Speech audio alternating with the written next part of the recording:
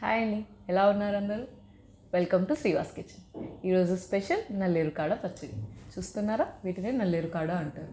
వీటిని క్లీన్ చేసుకుంటున్నప్పుడు ఇలా పై భాగాన్ని కింద భాగాన్ని నీట్గా రిమూవ్ చేసేయాలి. వీటిని కనుపులో అంటారు.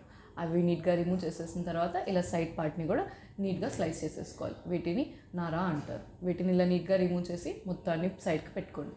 ఒక అండ్ మర్చిపోకుండా వీటి క్లీన్ చేస్తున్నప్పుడు చేతికి గ్లౌజ్ అయితే వేసుకోండి, లేకపోతే బాగా దుర్దులు వస్తాయి.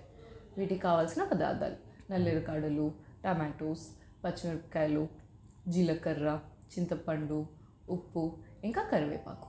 ముందుగా దీనికోసం స్టవ్ మీద ఐరన్ కడాయి పెట్టుకొని అది మంచిగా హీట్ అయిన తర్వాత దీనిలో ఒక 2-3 టేబుల్ స్పూన్లు ఆయిల్ వేసుకొని హీట్ అయిన తర్వాత దీంట్లో పచ్చిమిరపకాయలు ఇంకా నల్లేరు కాడలు వేసేసుకోండి. అవి మంచిగా మగ్గుతూ వాటిని మంచిగా ఫ్రై చేసుకోండి. ఒక మీడియం స్పూన్లో పెట్టుకుని ఒక 5 నిమిషాల దాకా ఫ్రై చేసుకోవచ్చు. దానిలో తర్వాత కరివేపాకు ఇంకా టమాటాలు వేసి మెల్లగా మగ్గించుకుంటూ ఉంటుంది. ఇంతకు మనం వీటి యొక్క ఉపయోగాల నుంచి మాట్లాడుకోలేదు కదా. సో నల్లేరు కాడలు బేసికల్గా వెరీ హై ఇన్ కాల్షియం ఇంకా వైటమిన్ సి.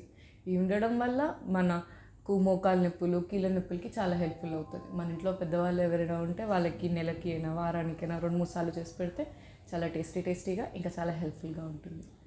చూస్తున్నారా, ఇప్పుడు ఇది మంచిగా అయిపోయినట్టే. ఒకసారి టమాటో పీల్స్ బయటకు వస్తున్నాయంటే దాని అర్థం ఇది మంచిగా మగ్గిపోయింది. ఇప్పుడు దీన్ని పక్కన పెట్టుకొని హీట్ మొత్తం పోయేంత వరకు చల్లార్చుకొని మిక్సీ జార్లోకి ట్రాన్స్ఫర్ చేసేసుకోండి. మొత్తం నీట్గా మిక్సీ జార్లో ట్రాన్స్ఫర్ చేసేసుకున్న తర్వాత దీంట్లోకి రిమైనింగ్ వస్తువుని వేసుకోండి. ఇంకా చింతపండు, జీలకర్ర, టేస్ట్కి సరిపడిన ఉప్పు, ఇంకా వెల్లుల్లి రెబ్బలు టేస్ట్కి వేసుకోండి. చాలా టేస్టీగా ఉంటుంది.